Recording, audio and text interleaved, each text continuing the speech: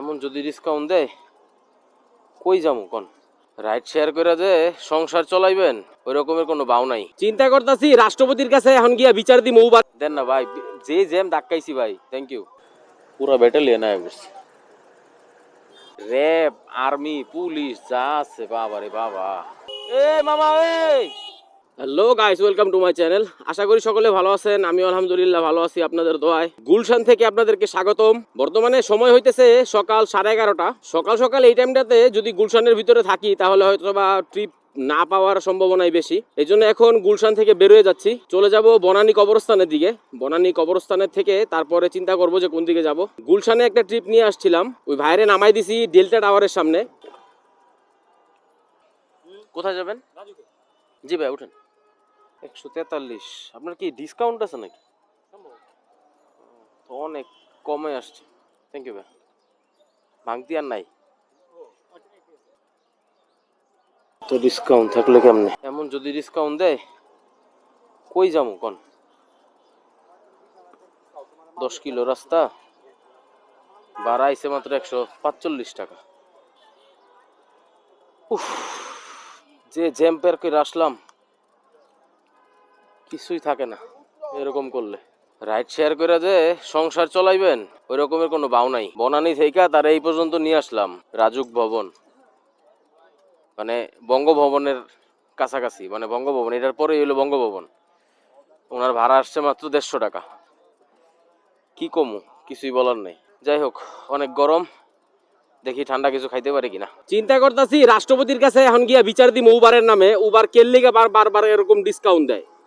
Uber discount দিতে দিতে আমাদেরকে পাগল বানায় ফেলাইতেছে। রাষ্ট্রপতির কাছে বিচার দিই নেই, রাষ্ট্রপতির বাড়ির সামনে দিয়ে চলে আসছিলাম গোপীবাগের দিকে।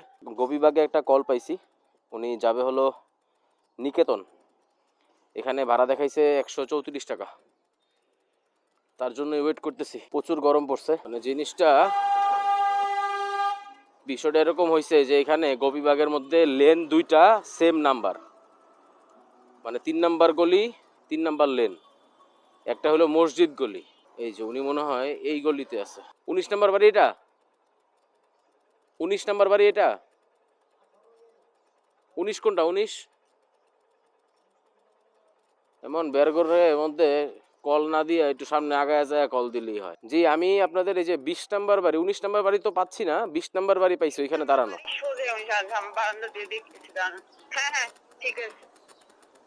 এখানে আসবো, এখানেই রাখবো।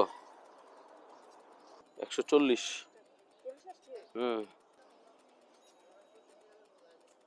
Thank you. কোথায় যাবে? যাবো, এখানেই নামবেন? আচ্ছা, নেমে যান, এটাই ভালো বৈশা থাকার থেকে। 78 দেখছেন, বলছি না ভাড়া আপনার লোকেশন পড়ছে ওইখানে, এই জন্য 60 টাকা দেখাইছিল। ঠিক আছে, থ্যাংক ইউ। এই হলো অবস্থা, 60 টাকারও টিপ মারতেছি এখন। কি দিন আইলো 60 টাকারও টিপ মারতে হয়? হ্যাঁ, কল নাই, নিকেতন থেকে ওনারা নিয়ে আসলাম 80 টাকা। নিকেতনে বসেছিলাম অনেকক্ষণ, এই জন্য চিন্তা করলাম যে চলে আসি এদিকে। কিন্তু এদিকে আইসা যে অবস্থা দেখতেছি, পুরা রোডই জ্যাম। এখন যে কোন দিকে যাব সেটা চিন্তা করে পাইতেছি না।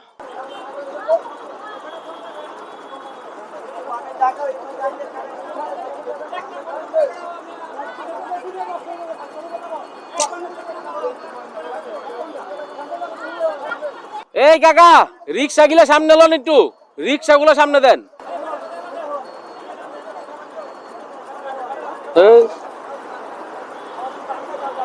এখন তো সাইরে দিছে, এখন আর গিয়া লাভ কি?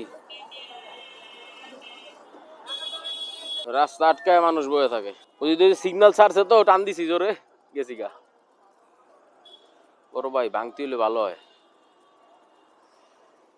ভাঙতি আপনাদের দিলে ভাই আমি পুরা নাই হয়ে যাবো। 300 তাহলে আর কত পাইবেন? 50।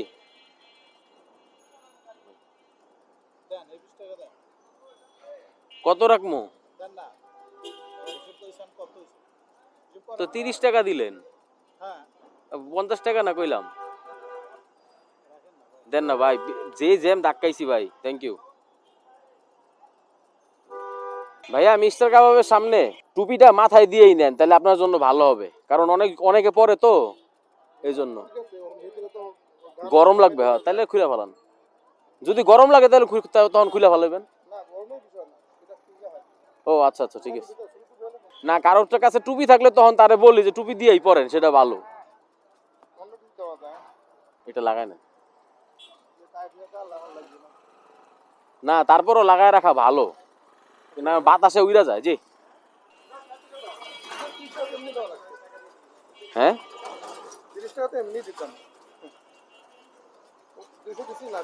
না ঠিক আছে,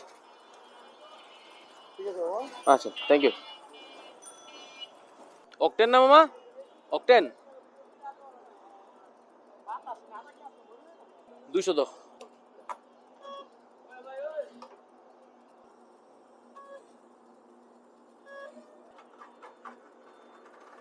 খালি তো নিজের পেট বললে হইব না, গাড়িরও খাওয়াইতে হইব। সকালে 300 টাকার তেল নিছিলাম, তেল আছে, তারপরেও 200 টাকার তেল আবার নিয়ে নিলাম, কারণ বর্তমানে আসি জুরাইনে। জুরাইন থেকে কোন দিকে যাব জানি না, এই জন্য তেলটা আমার কাছে কম মনে হইলো, এই জন্য নিয়ে নিলাম 200 টাকার তেল। প্যারা নাই, যদি তেল বাইচা যায় তাহলে তো আমার গাড়িতেই থাকবে, অন্য কেউ তো নিয়ে যাবে না। এখন পর্যন্ত উবারে ট্রিপ মারছি প্রায় 900 950 টাকার। এদিক দিয়ে ঢুকে যাই। মোটামুটি সন্ধ্যা হয়ে যাচ্ছে, টার্গেট এখনো পুরা করতে পারি নাই, দেখা যাক কি হয়। ভিতরের রোডটাতে ঢুকলাম, কারণ ভিতরের রোডে দেখি সামনে যায়া সিরিয়াল আছে, ওই সিরিয়ালে দাঁড়াবো। ধোলাইপাড়ের সিরিয়ালটা, ওই সিরিয়ালে যদি দাঁড়াই, ওইখানে অনেক বাইক থাকে অবশ্য। সিরিয়ালে দাঁড়াইলে অনেক সময় না, বেশিরভাগ টাইমে এদিক থেকে অনেকটা কন্টাক্টেই হয়।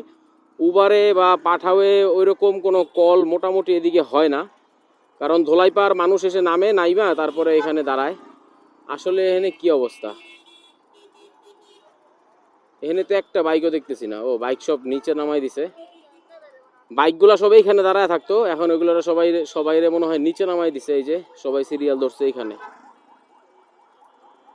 ও, যে অবস্থা, এখানে কি আমি দাঁড়াইতে পারবো?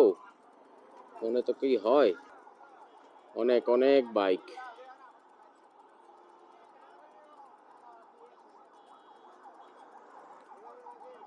বড় ভাই সামনে লোন, এখানেই দাঁড়াইতে হবে, স্যার, আর উপায় নাই। সবাই রাস্তার উপরে দাঁড়াইতো, কিন্তু এখন রাস্তার উপরে মনে হয় কাউরে দাঁড়াইতে দেয় না, এই জন্য সবাই নিচেই সেই দাঁড়ায়। দেখি এখান থেকে কিছু হয় কি না।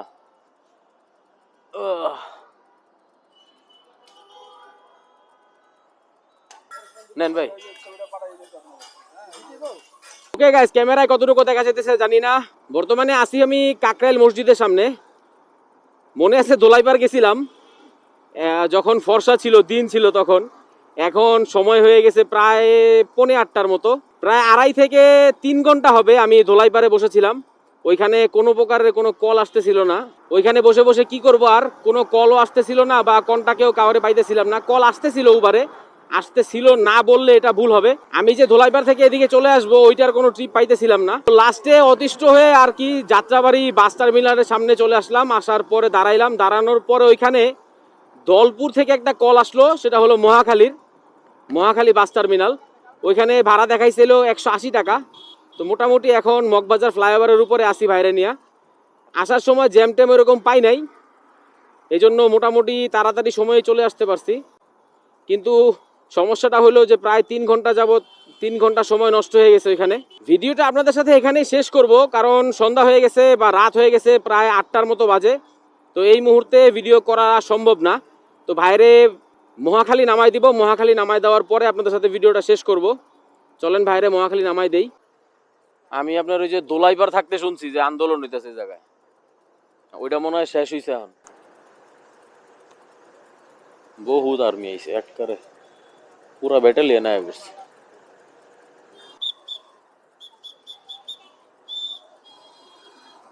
ওই যামু, আর জায়গা তো নাই। আইছে রে পুরা ব্যাটালিয়ন। আই হাই, ভালো রকমের আন্দোলন হয়েছে মনে হয় ভাই এই জায়গায়। র্যাব, আর্মি, পুলিশ যা আছে, বাবা রে বাবা, অবস্থা তো পুরা নষ্ট। হ্যাঁ, কি জানি কইতে পারবো না তো কিসের আন্দোলন।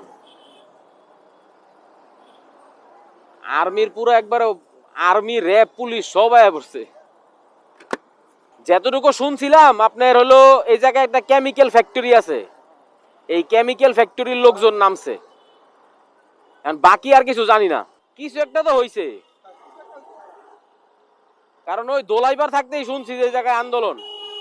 এ মামা এই কি ও, দাঁড়ান ভাইয়া। ও 180 টাকা।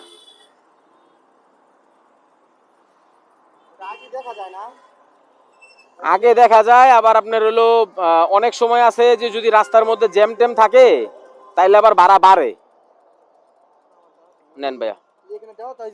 হ্যাঁ হ্যাঁ হ্যাঁ, আগে থেকে দেখা যায়। ঠিক আছে ভাই, থ্যাংক ইউ। অ্যাপস ব্যবহার করতে হয়, হ্যাঁ। অ্যাপসের সুবিধা হইলো আপনার মানে কোনো রিস্ক থাকে না। কই যাবেন বড় ভাই? আচ্ছা, ওকে। ওই ভাইরে মহাখালী নামাই দিলাম, নামাই দেওয়ার পরে এখন আস্তে আস্তে আস্তে ধীরে আগাইছি সামনের দিকে। এখন চলে আসছি বনানী। মহাখালী থেকে বনানী পর্যন্ত আস্তে আস্তে 2-3টা কল ঢুকছে, সব ছিল আপনার 90 টাকা বা 60 টাকা বা 100 টাকা এরকম কল। ওই কলগুলো আর নেওয়া হয় নাই, এই জন্য বনানীর দিকে চলে আসছি। যেহেতু অফিস টাইম শেষ হয়েছে, হয়তো বা একটা বড় রকমের একটা কল পাইতে পারি। তো ঠিক আছে, এখন বনানী থেকে বিদায় নিতেছি। দেখা হবে নতুন কোনো ভিডিওতে। আশা করি সকলে ওই পর্যন্ত ভালো থাকবেন, সুস্থ থাকবেন এবং আমার সাথেই থাকবেন। খোদা হাফেজ।